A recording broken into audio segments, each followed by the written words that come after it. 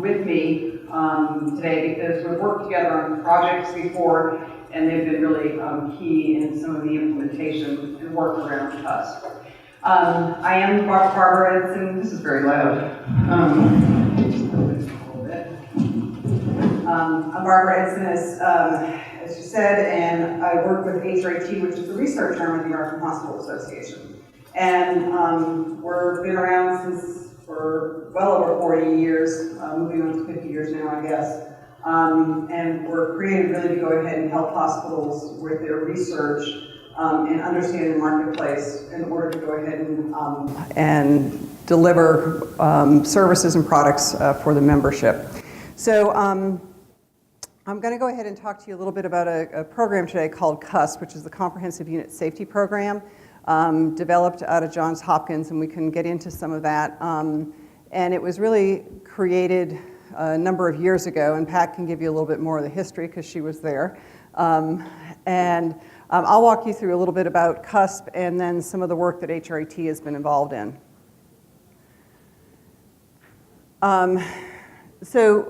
I wanted to start by a presentation I had actually heard. I was a member of the board for the National Patient Safety Foundation.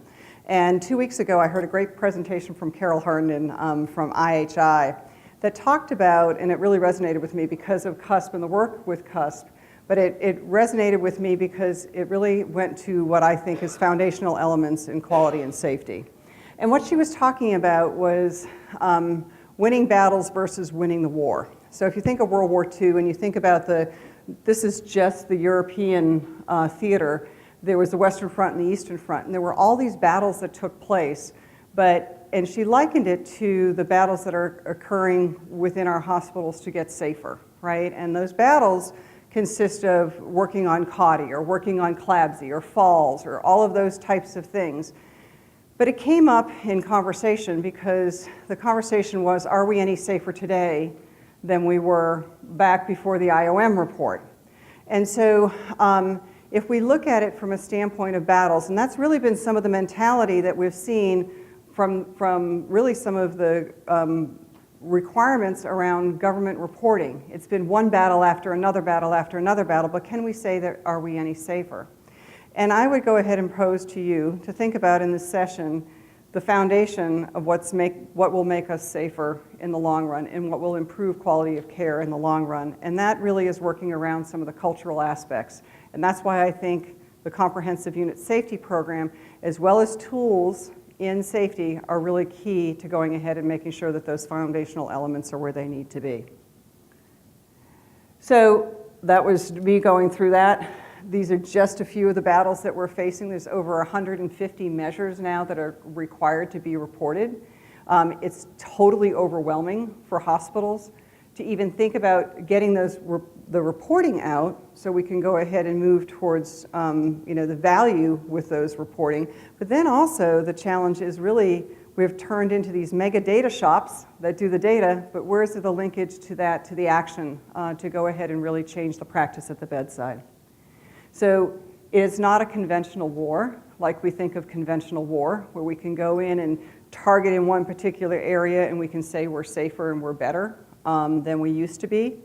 It's really more functioning like the non-conventional war. And if you think about now our wars that we're fighting in terrorism or whatever it may be, we're much more likely to be in the non-conventional war. It depends on support from locals. It's prepared for a long struggle. It has got they need to be mobile and motivated and bands of people to go ahead and get these changes done. And I would go ahead and challenge and say that I think really some of those bands have we have a lot of work to do around culture, and that's where the Comprehensive Unit Safety Program focuses. So the strategy is CUSP. It's taking an adaptive change with a technical solution as well. So it looks at things like a checklist to handle perhaps a HCPAC guideline that's out there to go ahead and to work on catheter-associated urinary tract infections. So that's the technical piece. That's the what. We're not going to challenge that. That's evidence-based. That's where it needs to be. But to get people to do that reliably is where we go ahead and start to look at the culture. So it was created through a collaborative from the Agency for Healthcare Research and Quality, or AHRQ. And what AHRQ did was invest in really folks, they invested in contracts like we were the prime contractor at HRET to go ahead and work across the nation to go ahead and look at implementation model, okay, and how we go ahead and implement this across the thousands of hospitals within the country, and now applied to other areas as well, not just hospitals, but other areas of healthcare. It supports a wide range of quality improvement. One of the things I don't think we do well in hospitals or in our healthcare settings is we chase the shiny new bauble, okay? So we may be doing lean, or we're gonna be working in Six Sigma, or whatever it may be. What we try to do with CUSP is really look at what are the things, the common themes across all of those things. How do we look at where hospitals are today and units are within those hospitals, and then go ahead and have a program that can be really tailored to what their culture is. So it is to be integrated. It's to go ahead and work on a wide range of problems. It's to go ahead and look at it being owned at the unit level. So here's just a graphic of that. We do some measurement. Have we created a safer culture? This side here is working on the comprehensive safety program. These are translating evidence into practice or TRIP. So that is usually done utilizing a checklist type of thing. And over on the comprehensive unit safety program, there's like 5 components to that. Now I will say, I don't have fidelity to the CUSP model. I have fidelity to those components because I think those components are hugely important. But I think there's other components, and that's why comprehensive for me gets a little, I don't think it's as comprehensive as it could be because there's a whole piece on accountability in there that's not necessarily, and maybe it's implied with trying to go ahead and get the executive to adopt a unit. Maybe it's implied within that. But I do think as we have learned a lot around safety, the patient is not in that, okay? And so I think if you think about team, you would include it in there. So I think we need to be a little bit more articulate perhaps on some of those elements, but certainly those are 5 components that I can absolutely say with certain that are important. Educating staff on science of safety, letting them know and understand what that is all about, identifying defects. So those are simply things where areas where there could be opportunity for improvement. Assign a leader to go ahead and support that unit as they go through this journey. Learning from one defect, that's to go ahead and make sure that they can feel like they have traction there. And then implement teamwork and communication tools. And then again, summarize the evidence into a checklist, identify local barriers, make sure you're measuring performance, and then ensure patients get the evidence every time, and then you'll get moved towards the improvement. So this is it applied to CUSP CLABSI, which is appropriate hand hygiene, chlorhexidine. Those are all of the HCPCS, all guidelines from CDC, and then going ahead and putting it with CUSP. So the key concepts with CUSP is to really go ahead and make sure there's awareness around patient safety, understand reliability, understand implementation, from the standpoint that interventions such as education are not very strong when it comes to changing behaviors of people. Culture is values, attitudes, and beliefs, and how do we go ahead and work towards moving values, attitudes, and beliefs. Empowering staff at the local level is really important, understanding that one unit in one hospital is very different than from another unit in another hospital, so empowering those folks there is really important to your success. Making sure that there's a partnership and knowledge between, as the organizations decentralize, how to go ahead and combine those together. Looking at tools to investigate learning from defects, and Pat will go into this a little bit more, and then using those 2 things in combination.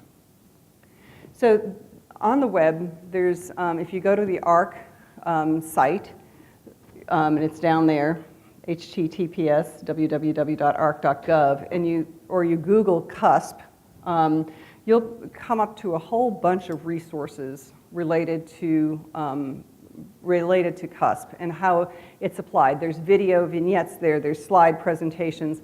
All of those things were products of some of the projects that we had worked on, but those are some of the components of it, and it's available free for anyone to go ahead and use. it's a good way to go ahead and do education within your unit and then tailor it to your particular organization. So toolkit users, it was called a Flextra toolkit when it was put out in the contract, and that was to make it as flexible as possible and adaptable as possible. So you will see something that is engaging a senior leader, but perhaps it's talking about medication reconciliation, and it was done underneath a CLABSI contract, which you would say, what does all that mean? Why is it that way? It's because those skill sets are transferable across whatever quality improvement area that we're working on. It's also targeted at patient safety officers, and it's targeted at nurse managers as well. So it's looking at the broad spectrum as well as the direct care provider and the physician champions. It aligns with other products, so it aligns with Team Steps, and there was, excuse me, slide presentations and things that you'll find on the website to show where those things align. So teamwork and communication was one of those things. We use Team Steps. Team Steps is well known in the area. It's another ARC product. There was no sense in going ahead and looking at doing something different. How they relate to some of the other models that are out there, it's to go ahead and see, to not come to a hospital and say, here's another model, here's a shiny bullet. It's to say, here's some tools within this toolkit you can go ahead and use to improve. So the results, it's to really increase the leadership's understanding. It's to go ahead and improve communication amongst all of the team. It's to go ahead and make sure we're working within the same shared mental models, make sure that we have potential of where there's safety issues known to folks, and then to really collaborate together. These are some of the projects that HRIT has been involved in, but there's other projects outside of HRIT that folks have been working on CUSP. So Johns Hopkins has done VAE and some others. By the way, if I'm talking in alphabet soup and you need me to stop, just let me know. But they were talking about ventilator-associated events, and we did a project for central line associated bloodstream infections and catheter-associated urinary tract infections. That acute care one there, that CAUTI, was published in the New England Journal with our results there. We had great results in the acute care setting, not as great in the ICU setting. So they've come on with a piggyback project that we're working on right now with ICUs that have got persistently high rates, and I'll talk to you about that in a minute. Then long-term care got published last week in JAMA. We had a 54% reduction in that. Yeah, it is a wow. It was a huge wow. It's the largest improvement project that's been done in long-term care with those results published. So it was remarkable. But again, working with those foundational elements, they had a great handle on long-term care as far as CAUTI, of getting rid of the catheters. So residents that are in the long-term care facilities usually need those catheters. So we didn't decrease utilization, but what we ended up doing was having them understand better how to manage a urinary catheter and understand those types of things, and that's where we got, I think, our biggest gains in that project. And then ASC, the ambulatory surgery centers as well. So lots of work that's been done. You can see the number, the spread that we had, 1,800 units. Our NICU project, 50% reduction, over 50% reduction in neonates with line infections, which then we go ahead and we look at the attribution to that to the cost and care, and it's millions of dollars in lives that are being saved by projects like this utilizing CUSP. So really some pretty cool results. Right now I told you we're doing one that's really a spin-off of the last two, the 4-year projects. Those were each 4-year projects, and this is the ICU project with persistently elevated rates. If you think about Rogers' curve of innovation, or diffusion, you have the innovators that are the first people to go ahead and look at change and model that. Then you have the laggards at the end, or the late adopters, right? And then you have the big bell in the middle of where folks are when it comes to adoption of things. This was to target the laggards or the late adopters, this particular project. And so we're using the NHSN data, working with CDC, We modeled publicly reported data that we could get our hands on, and then looked across the country and did a match with the CDC NHSN data to say, who are the people with problems that we can go ahead and target? And we picked up 4 HHS regions to go ahead and run this project. This is really challenging. We are not getting the results that we had hoped to get here with this, which means we have to switch up our implementation. And that's where we're located right now in this program as of the 22nd. So strategy of CUS, it addresses both technical and adaptive. It can be applied to many different battles to help us win that war. And really, it's our ability, what we do as an implementer is we go in and we look at where there's strategic advantages. We create relationships with others. So we don't run the programs directly with a hospital or directly with a long-term care. We go in and we leverage a relationship that's already existing through an intermediary, which could be a company, it could be a state hospital association, to get the regionalization that we need. And then we find out where strengths are versus weaknesses. I was just telling these guys, strengths in the nursing home was they had those patients for a long period of time. And so there is huge relationships there, and there's a formal ombudsman program.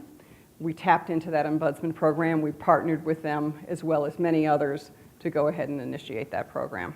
So it's really finding out where those key areas are that we can leverage. And the components of this model are adaptable to whatever setting you go into. And that's it. Pat? I'm going to introduce my friend Pat. This is Pat. Pat has done some phenomenal work and was there from the beginning when it came with CUSP. Thank you, Barb. And I'll see if I can place this not too high. So I'm going to tell you so Barb kind of outlined what CUSP is about, and it's really not the term, but the components, as Barb said. And so I'm going to tell you a little bit about how I was involved. So Johns Hopkins created this model, the Comprehensive Unit Safety Program, and in the state of Michigan, back after the IOM, the Institute of Medicine report came out in 1999, and everyone was saying, okay, how can we make our units safer? How can we decrease these medical errors? Well, our state hospital association asked the question, well, what is our riskiest area in our hospitals in the state?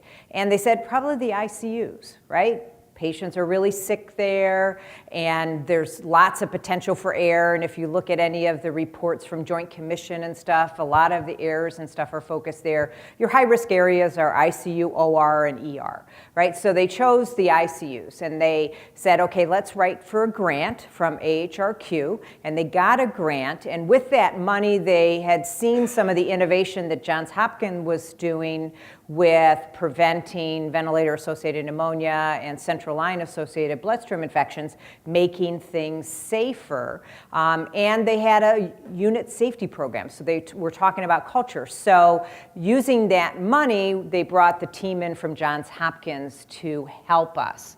And so it was called the Keystone Project, and we had 75 hospitals and 127 ICUs as part of the project. So probably the penetration in the state of Michigan was over 90% of the hospitals.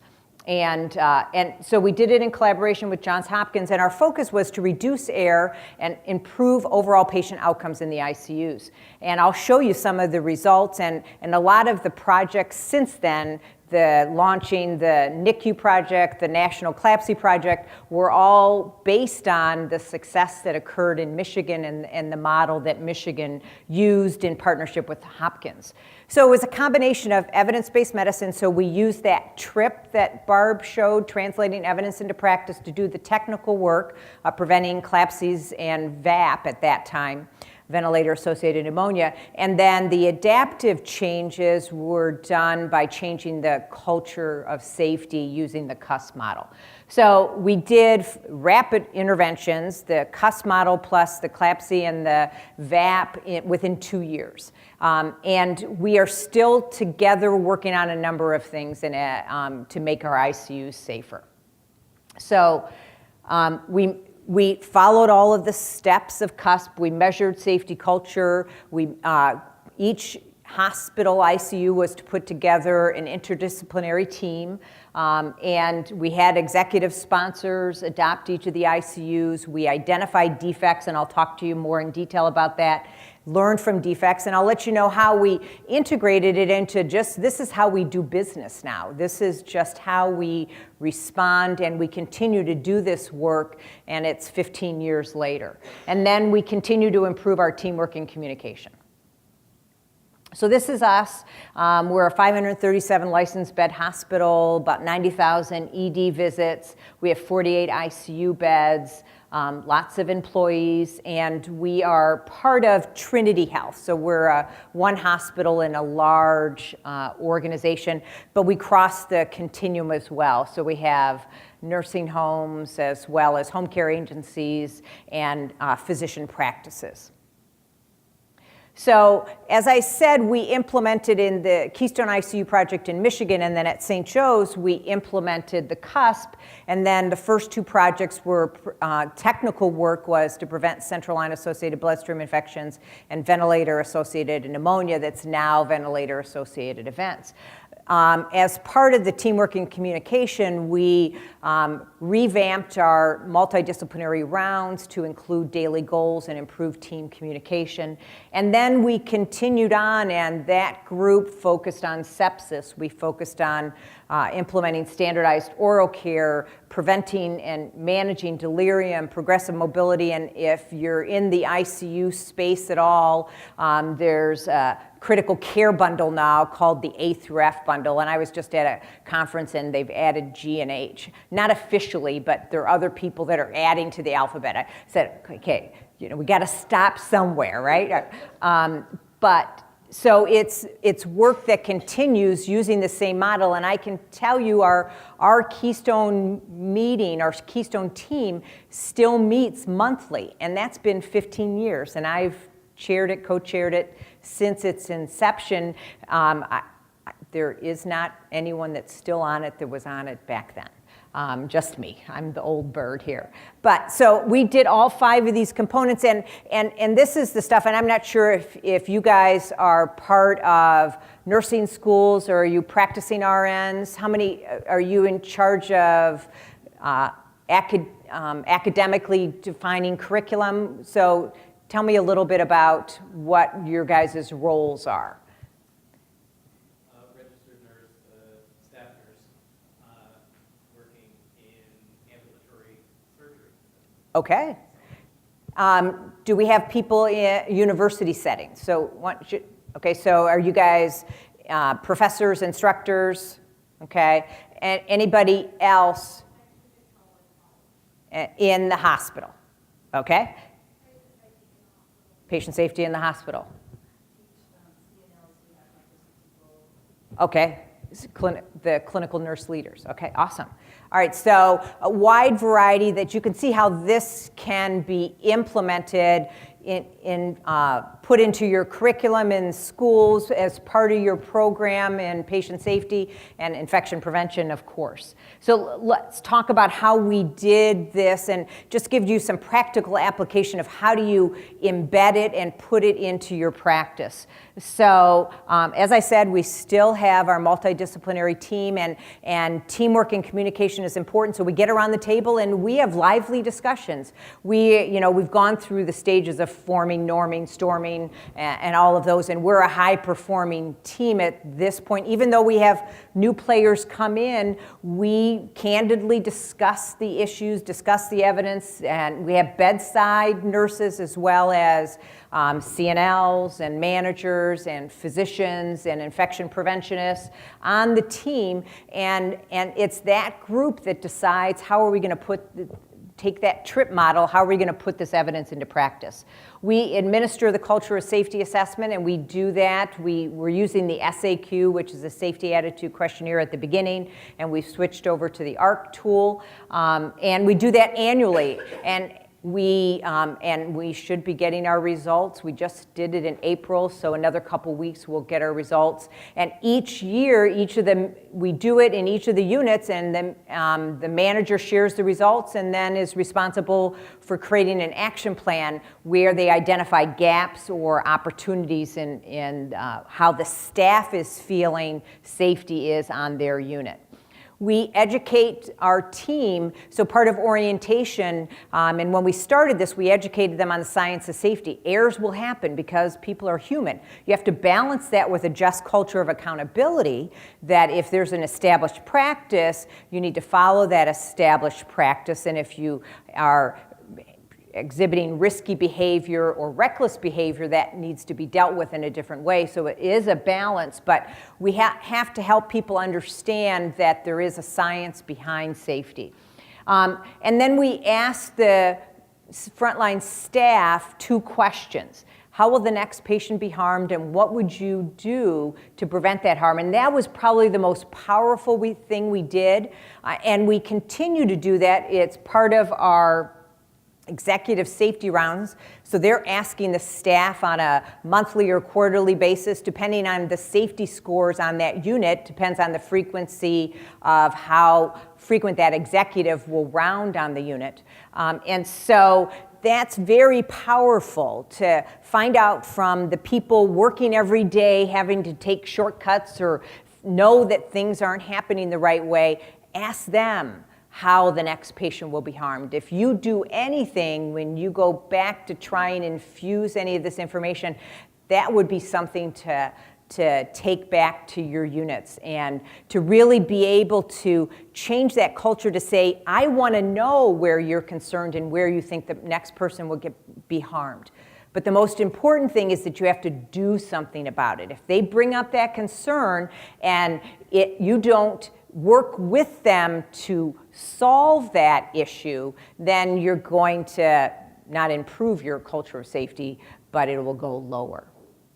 So our senior executives, as I said, they come based on how we're doing in culture of safety on that unit will be the frequency, and they have a script, and part of that script is asking how do they think, what keeps you up at night, how do you think the next patient will be harmed, and what would you do about it? And they try and at the end of those rounds come up with 2 issues that they heard from the staff and create an action plan, and then they follow up with the staff. Probably one of the other most powerful tools is the learn from a defect. And so we used this tool when you find a defect, which is, in a very broad sense, it's anything you don't want to happen again, right? You didn't want to have it happen the first time and you don't want it to happen again, that's a defect. And so learning from your defects is very powerful. You get lots of information from learning from those defects. And so we took that, how did will the next patient get harmed, and then applied the learn from a defect framework to solving that issue that the staff was bringing up. You can see here we have badge cards, and so in orientation I teach patient safety to the ICU nurses when they come in, and I give them a badge card that has the different components of a learn from a defect. It's what happened, why did it happen, so trying to identify those root causes, and you can get these badge cards. I stole them from Duke Patient Safety Center, took their logo off and put ours on, so you too can have these badge cards. So why did it happen? So here you're looking at system issues, because we know part of the science of safety is that safety is not, errors aren't necessarily individuals, right? They're systems and processes that are broken. So when you're asking the why here, you're trying to get down to that system and process level of why did this error happen? And then when you find that root cause, what are you going to do to reduce the risk of it happening again? How will you know that that risk is reduced? How did you know you're preventing those errors in the future? And then how are you going to share this learning? And so we have incorporated this process, and until we embedded it house-wide with leaders expecting the frontline staff and the units to give them a learning each month did it become a part of us? And it changed the culture to say, you know what, an error is okay. We can learn from it. And that makes people want to talk about issues and talk about things that they think are wrong if you know it's going to be a learning opportunity, not I'm going to write something and put it in your file opportunity. Now, those still happen, right? If someone is reckless and not following things, then there is the accountability issue. So we created, so some of those, this looks a little busy, but what we tried to do is when you're examining why something happens, so example, eclampsia, there are certain evidence-based practices that we should have in place to prevent eclampsia. So part of your investigation of why did this happen, you want to make sure that we did all the right prevention strategies. Now there might be other things that caused it, and so there's room to do that, but we wanted to make sure when you're learning from this defect, you ensured that we did all of the right things. And then it can be done for any event that happened in a unit. So this was a true live, it happened in 2013. We had a senior resident and a junior resident assisting and attending, putting in a central line, and a code blue was called. The senior and the attending had to go to the code blue. The junior was left there in the middle of this line insertion, and they lost the wire. But they hadn't, and so we learned from it. We hadn't established what do you do in those situations. Do you both not go? So we talked about it, we learned from it, and you can see we had an action plan and follow up, and it didn't happen again. So then the fifth step of CUSP is the teamwork and communication, and this is probably the most important piece, or one of the most important pieces. And so we talked about, and one of the things we did in the first step in Michigan was the daily goals and interdisciplinary rounds. We also implemented a structured huddles on the unit. So every unit does a safety huddle, and it's looking at important metrics on your unit and talking with the staff to see how we can improve them and what are issues and barriers. And I'm not going to be able to go through all of this because I only have about 5 minutes left, but there's lots of different tools to improve teamwork and communication. And Barb talked to you about team steps, so there's a whole host of tools in team steps, so there's lots of things to do to improve communications. So just a couple examples, it's important. Interdisciplinary rounds is an important component of both teamwork because you get the whole team together and they are talking about the patient. Each person's input is valued and you're able to communicate and improve the communication between the different team members. Using a checklist or scripting your rounds is very important so you know exactly who's going to do what. And here's an example of in critical care, this is our script. For the nursing staff. So this is their component of rounds. It comes after vital signs and the system review. Then the nurse gives their update. And you can see here that all of those items are things that we want to ensure happen every time for patients in the ICU. So one of the things we know about making things safer is standardization, and then independent redundancies. And so this becomes an independent redundancy because there's so many things to remember. Let's talk about it each day so we know that we've covered this. The huddles I told you a little bit about, they're done once a shift. They take 5 to 10 minutes. We have a metric that looks at quality and safety, one that looks at patient satisfaction, and one that looks at operations.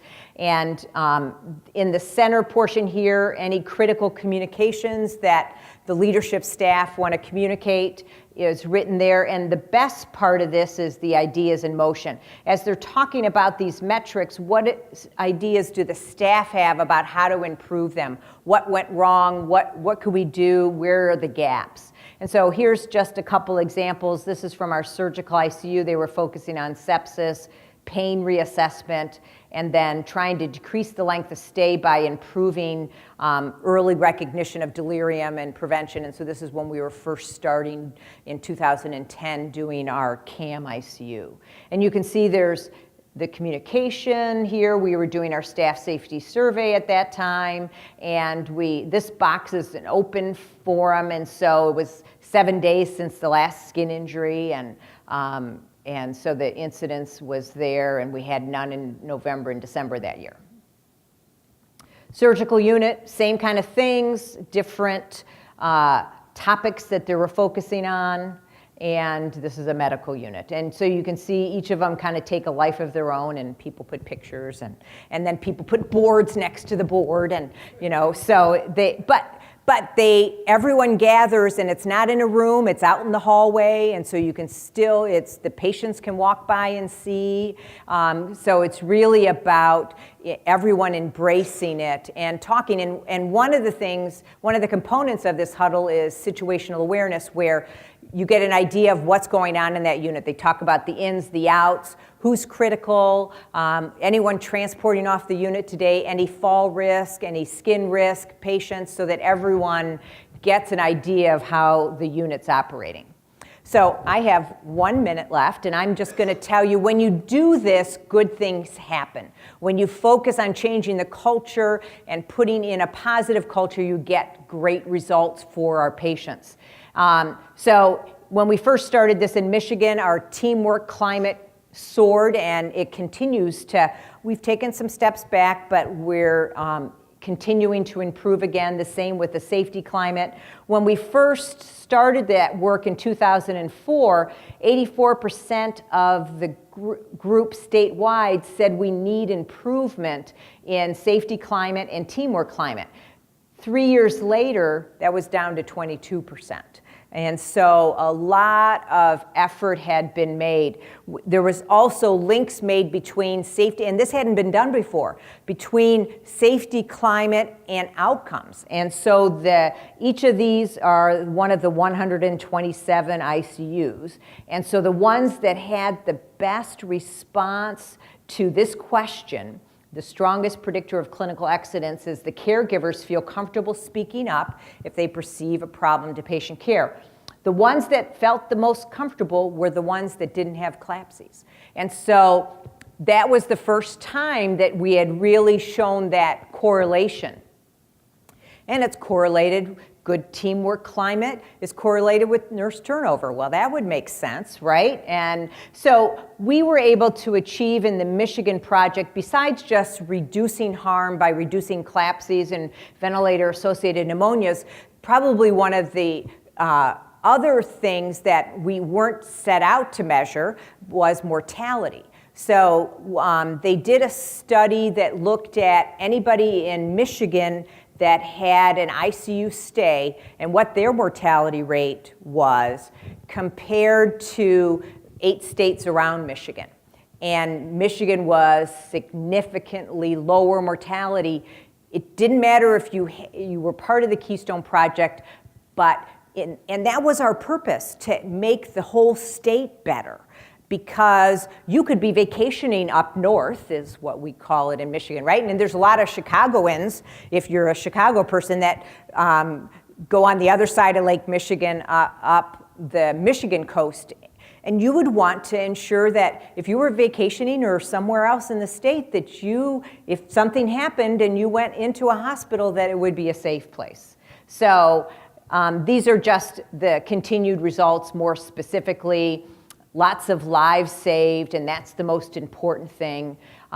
So we learned that culture is local. It's not a linear process, that it takes time to improve culture, and that you can try and put in technical fixes to solve infections, but if you don't change the culture, you're not going to have them stick, and it's not going to be sustainable.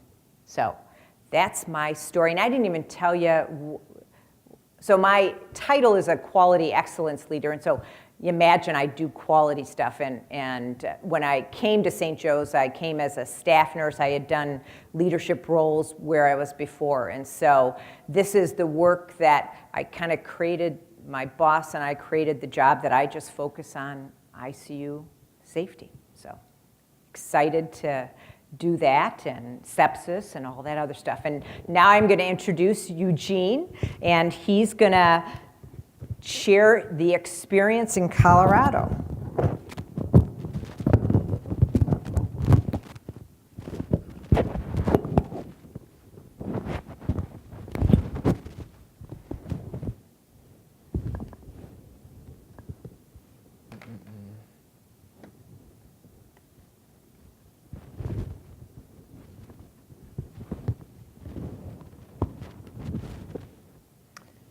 All right.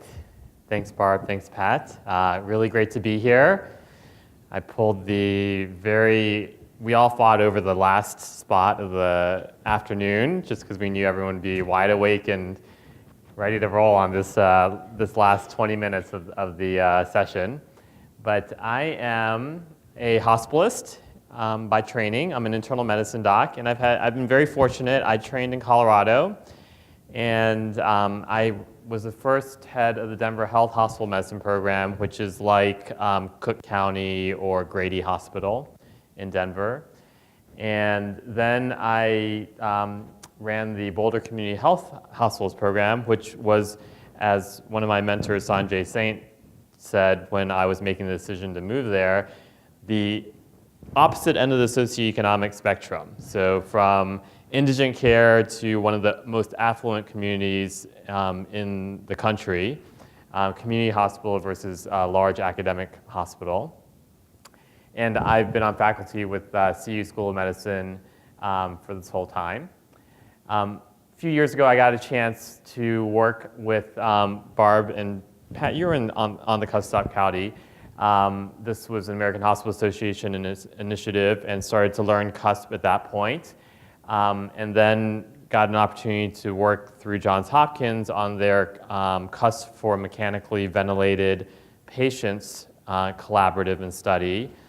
And then most recently, and what I'm doing now for part of my time, is I'm mentoring Oregon Health Sciences University, the University of Kentucky, and UCSD through the MARQUEE-2 trial, which is a medication reconciliation quality improvement trial. So I've been really lucky to have these opportunities. I think one of the things that I've really been able to get a feel for and use in my work in helping other health systems has been the CUSP toolkit. And I just want to share with you my experience because I really believe in it.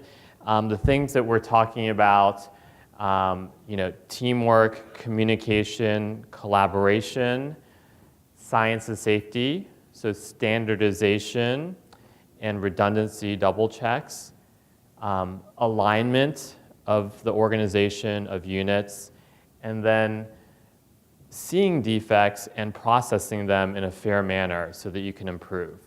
I mean, these are things that if you bring that to your units, to your groups, to your organizations, you can't go wrong. It's going to help people. It's going to help your patients. And just like Pat and Barb have talked about, what we've really learned is that a lot of this doesn't really take hold and sustain unless you can change culture. And this definition I got from a biz school lecture at the University of Denver, and it's always stuck with me. And really, whether it's CLABSI, CAUTI, VAEs, or any of the other things that we're trying to battle, if you don't change people's attitudes about catheters, attitudes and beliefs about catheters, about sterile technique, about early mobility, you can put in all the protocols you want, they will work around it. People will work around it because you don't believe in it. And we learned that in medicine when we tried to do work hour regulations with residents. You have all these kind of punishments and things that you're trying to implement, and people cheat.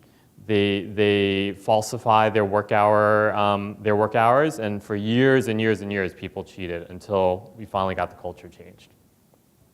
Okay. So something near and dear to me, patient and family engagement.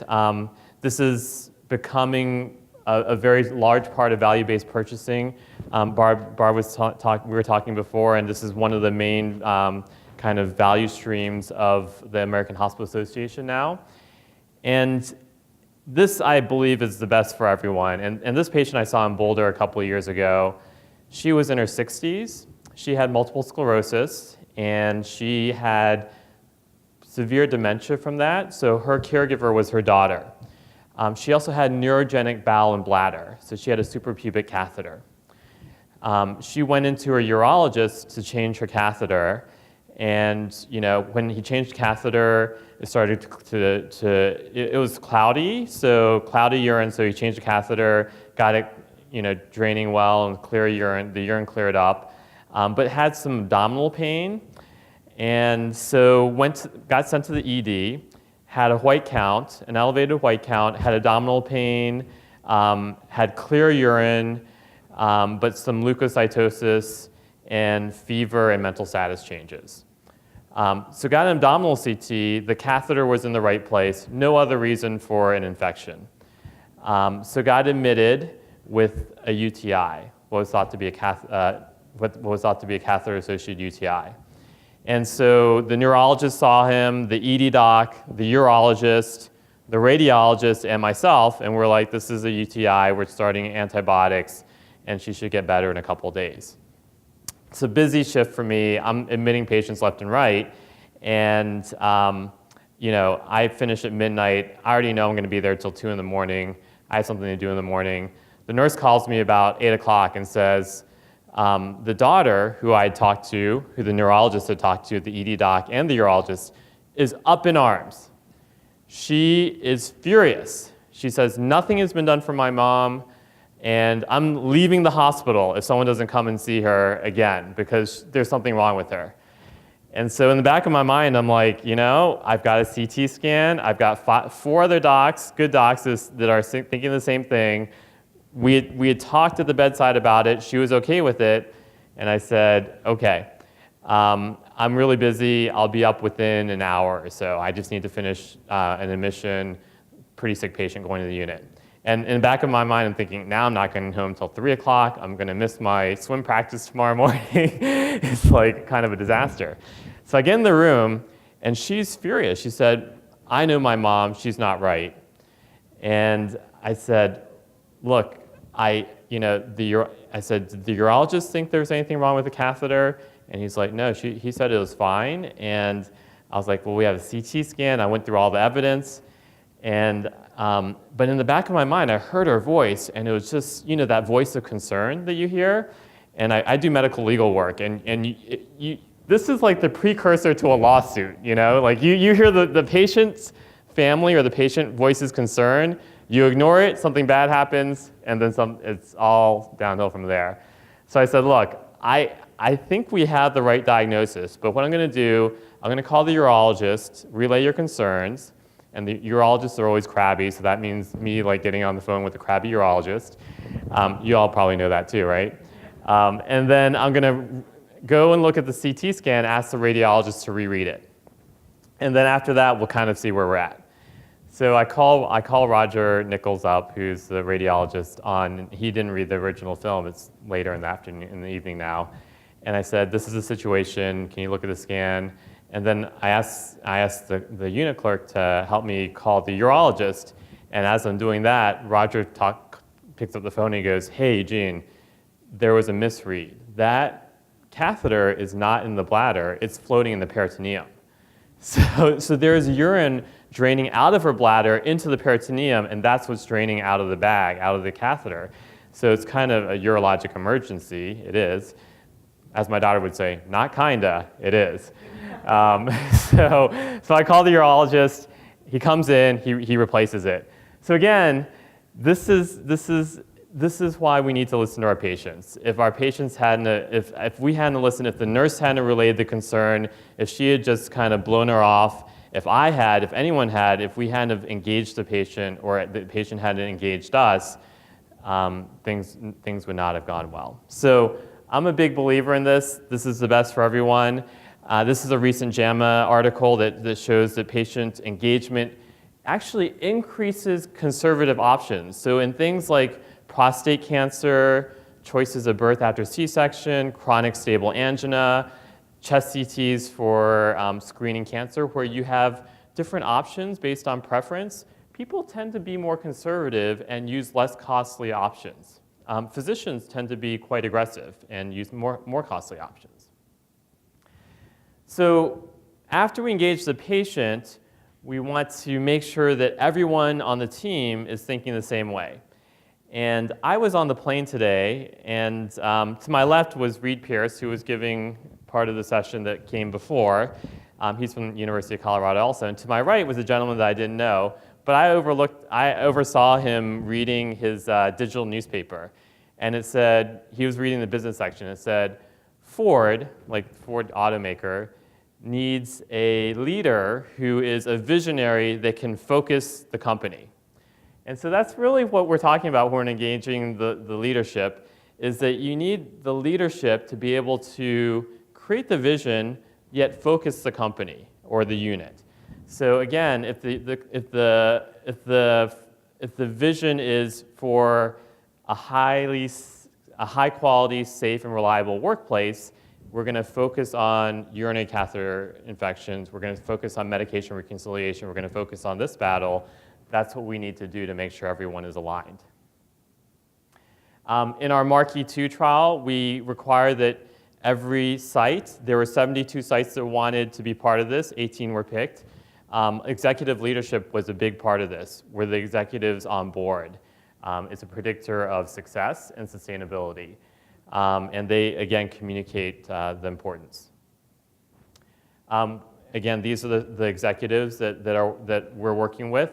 I've gone out to all these organizations and met with them, and they have, again, reiterated what they're doing. The Oregon Health Sciences University has had a change in CMOs, and we felt that because there is a role that the CMO is going to play in terms of physician education and other things that right now we're struggling with, and we're waiting for the new CMO to come on. Okay. So the science of safety. In a nutshell, what we want to do is make sure that things are standardized, that there are double checks, and that you're looking for defects. Okay?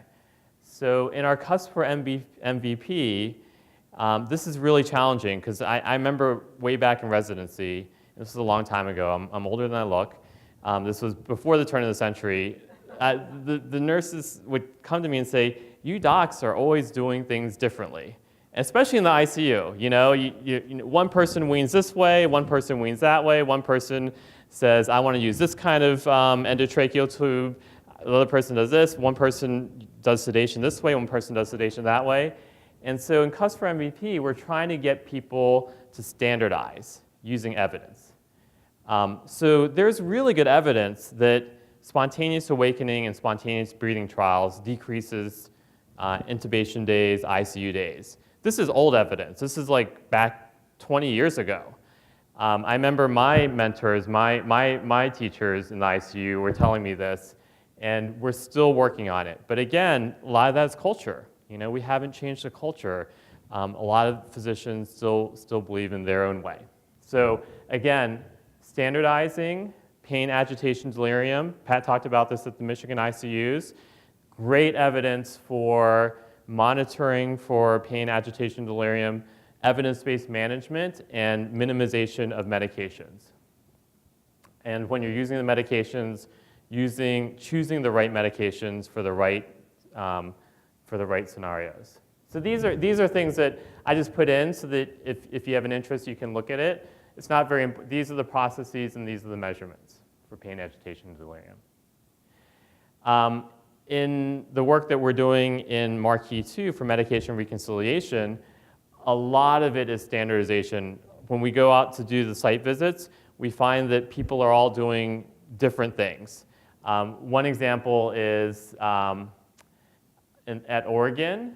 No, this was at Kentucky. The pre-op clinic that they're working on medication reconciliation, the nurses were charged with the the med list, the pre-admission med list, and the pharmacists on the back end, post-op, were charged with verifying that. And they collected data that said that the nurses had only a 20% accuracy rate in their pre-admission med list. And so, but what they didn't, but when we sat down and talked to them, we found out that the nurses were not putting, when the patient said, I'm not taking that, I'm not compliant, they were not putting it on the med list. And they also weren't putting over-the-counters and herbals. So that was about 80% of the 80%. Does that make sense? So it was just non-standard work. And so across all these institutions, we are trying to standardize how medication reconciliation is done start to finish.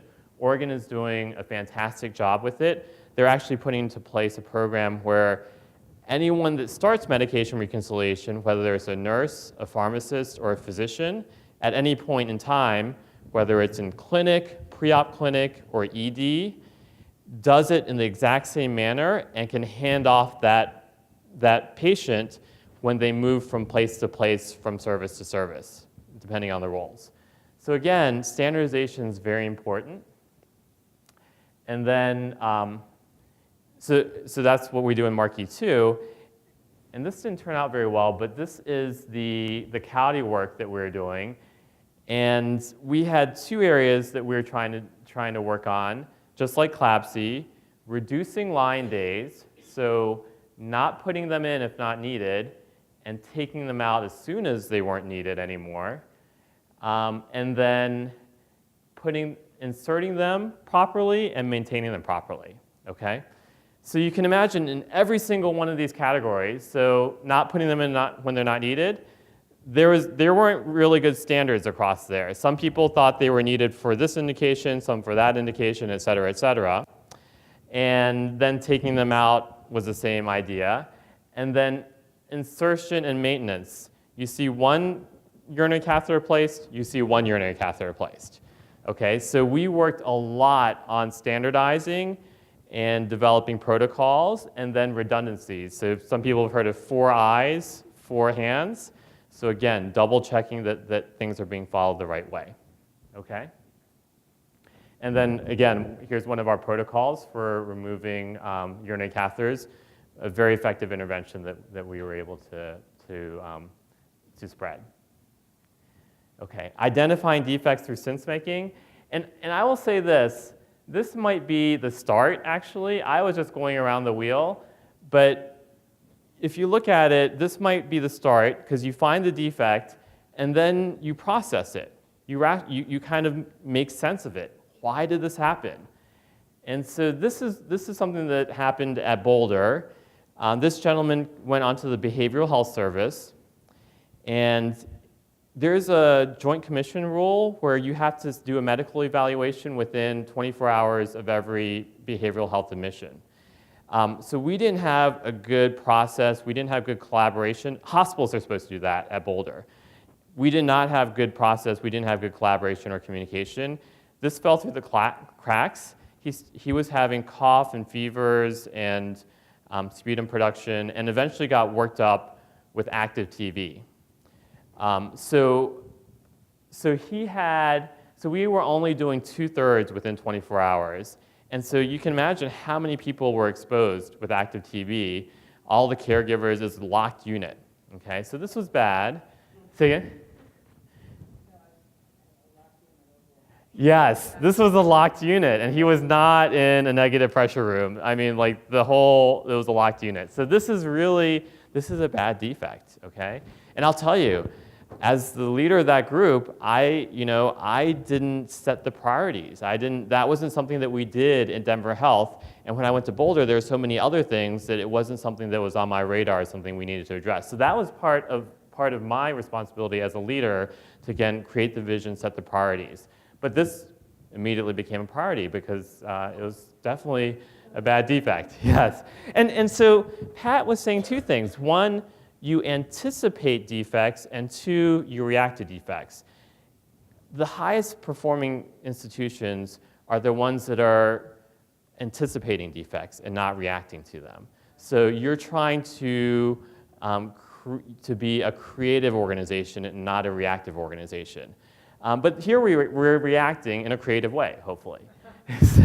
So what do? So you can use an RCA, kind of an RCA that's horizontal as a fishbone, and we look at, why are these defects happening?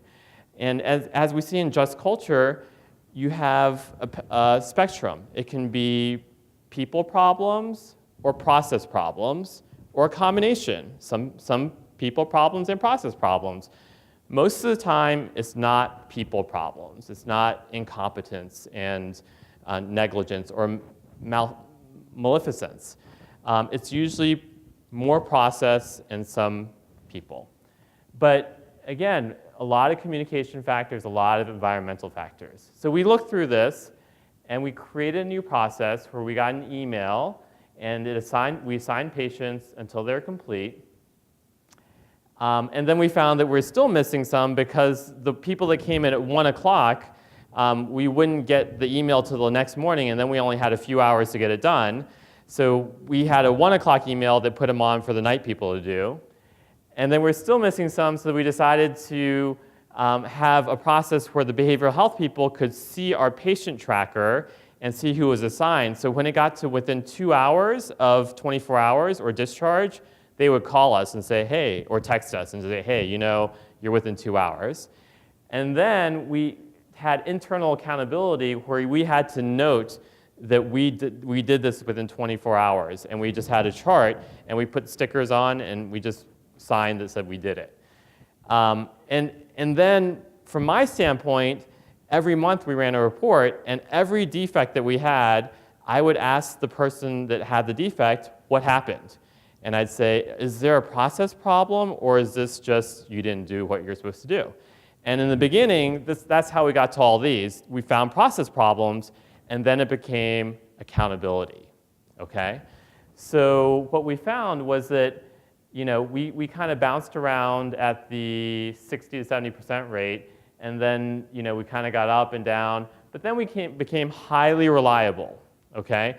So we worked out the processes, we identified the defect, we made sense of it, and we collaborated to make a new process, and we held ourselves accountable. It got to the point where I had one assigned to myself. I was within 2 hours, and I was like, I don't want to have to explain to myself why I didn't get it done. You know what I mean? And so I went over and got it done. And I sat there, I told the person next to me, I was like, hey, I'm gonna have to write myself an email asking for an explanation. So again, once you get the process to the point where everyone agrees, we should all be able to work this process, then it's accountability and belief. You believe that this is really important. Important enough to step away from what you're doing. Okay.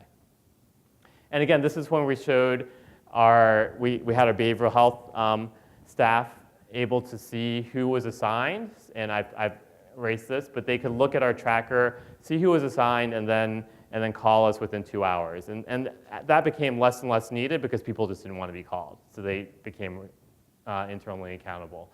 And again, these are like the consults and the time it was due. Okay. And again, Just Culture. So reckless behavior, it's a person problem. Human error is a systems problem. In between, a mix of systems and people problems. And again, so working on systems, having a peer review process, having a remediation process, and kind of doing a little bit of both, which is what's most common. Okay, and teamwork and communication. I think I have about 5 minutes, is that right?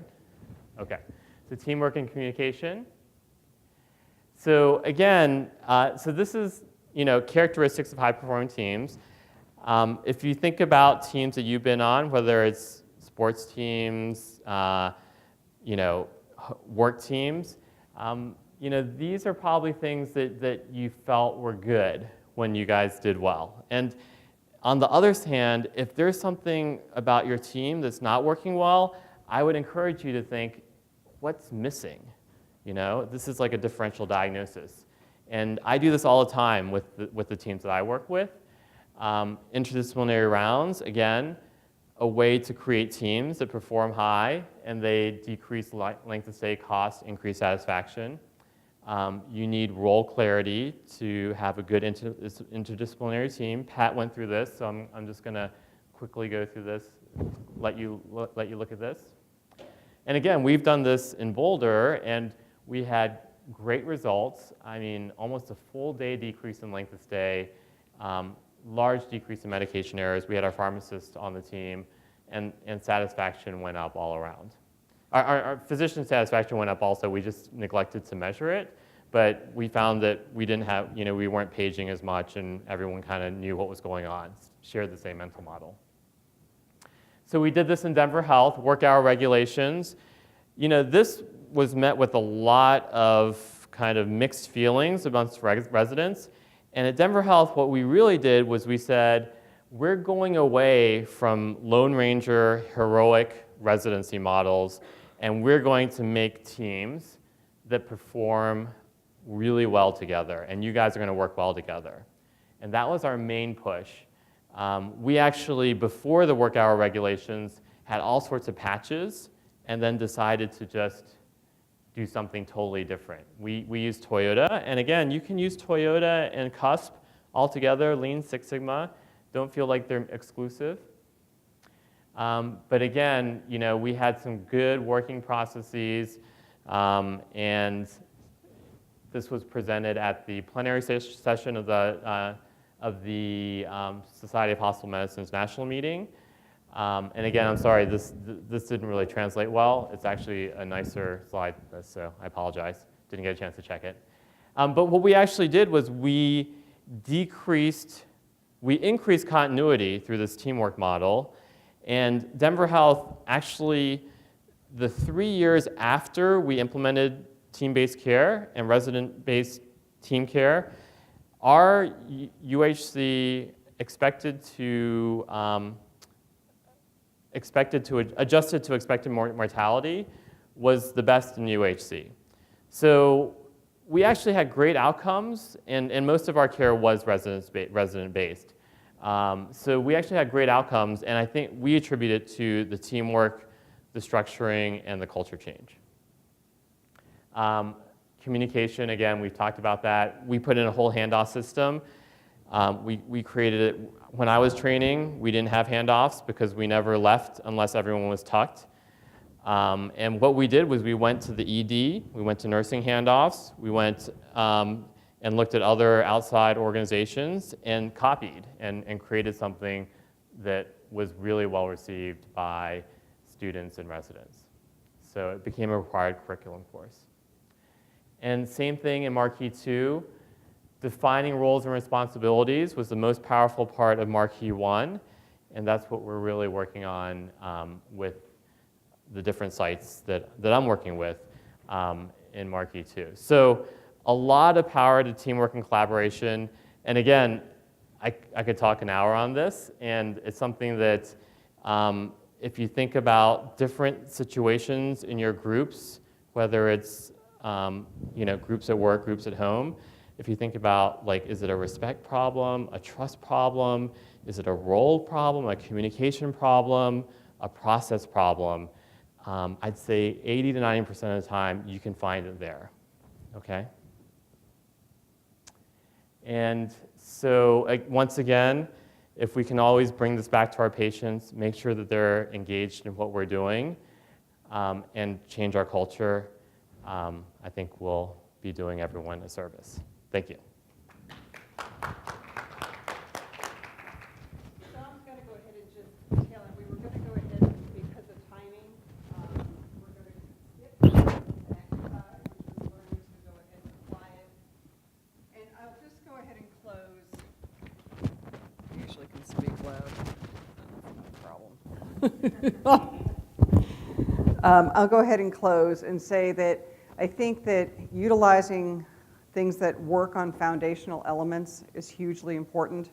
And I would encourage you to think about the culture and foundational things as we think about winning not just a battle, but winning really the war around quality and safety. CUSP is out there for folks to use. Team Steps is out there, Lean, and many, many different ways to go ahead and look at models to improve. But really, we feel that winning the war is going to be really working on both technical aspects, but as we really try to go ahead and improve the foundational aspects. And what's neat about improving those foundational aspects of culture is it will serve you better each time you get into the next battle, whatever that may be, and we don't know what that's going to look like. And so I'll close with that we need to go ahead and look at really training on both the adaptive issues. We have got a huge, doing this now I've been doing it both at a state level and a national level for over 10 years. And I will say working with thousands of hospitals and thousands of units doing work in this area. Really, it comes down to having fidelity to the what. Okay, so fidelity to the technical evidence-based work. Okay, fidelity to those things that we know will prevent an infection or whatever it may be, where that evidence is, but really having flexibility on the how we get it done, and teaching to culture those things that are underlying it. So that's all I had. I'll open it up to questions if you have any questions for any of the three of us.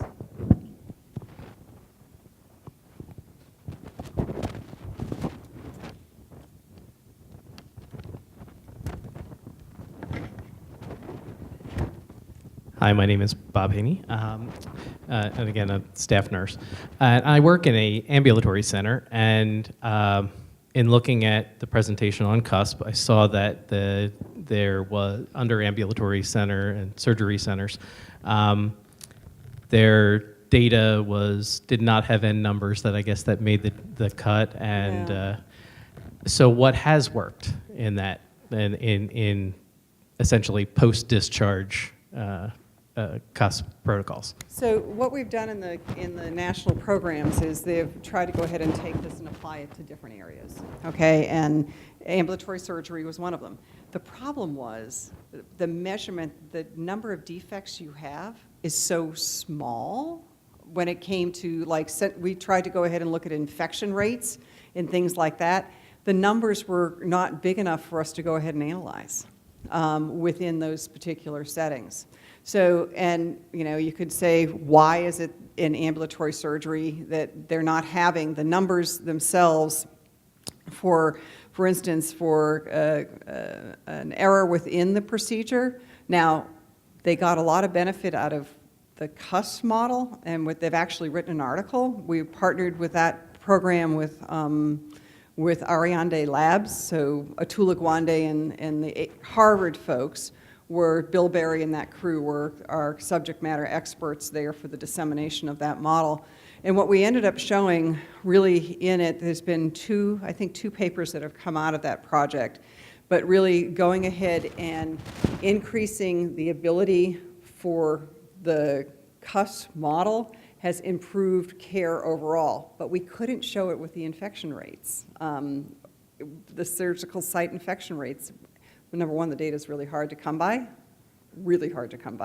But number two, we had such small numbers of adverse events that we couldn't go ahead and make any statement on it. There just wasn't enough data. Sorry. Just two quick ones. I missed the beginning, I'm sorry. Were most of these initiatives learning collaboratives? Mm-hmm. And what were the range of months for those learning collaboratives? So the projects themselves run over between 3 and 4 years, but the actual engagement of the particular hospital, so we run a model, I didn't put the model up there. Our model is, we win a contract, okay, we're the prime contractor, we go ahead and we form a national project team. The national project team has subject matter experts or important stakeholders. So for that ICU one right now that we're running, our national project team includes Society of Critical Care Medicine, it includes ANA, it includes infection people from University of Michigan, and a whole host of others that we felt was going to be really important to go ahead and hit the stakeholders where they need to, where we need to go ahead and get them. Then we run those things through what I call intermediaries, so state hospital associations, corporations, or what have you. So those things all are in play for it. We engage the intermediary almost 18 months. Okay, so we're bringing them up to speed as a liaison, and then get them up to speed. They go recruit the hospitals, or whatever it is that we're working on. They recruit those folks. We do some onboarding with them to get them up to speed on the project, understand the data collection, all of those types of things. And we run it for 12 months usually. We've run them as long as 18 months. We don't see the improvement. We see some sustainability in that. And we saw that in the acute care CAUTI project. But we see most of the changes happen, and it's not usually the first cohort. We run them in cohorts, so we run them in groupings. We'll bring up the first grouping. That's usually my pilot, and it was the test pilot for every single one of these things. What are we doing right? What are we doing wrong? And then by cohort 2 or 3, group of 2 or 3, which can bring in another 6 or 8 states or another few hundred hospitals into the fold, we're really up and running by those second and third cohorts. To go ahead and test out the models.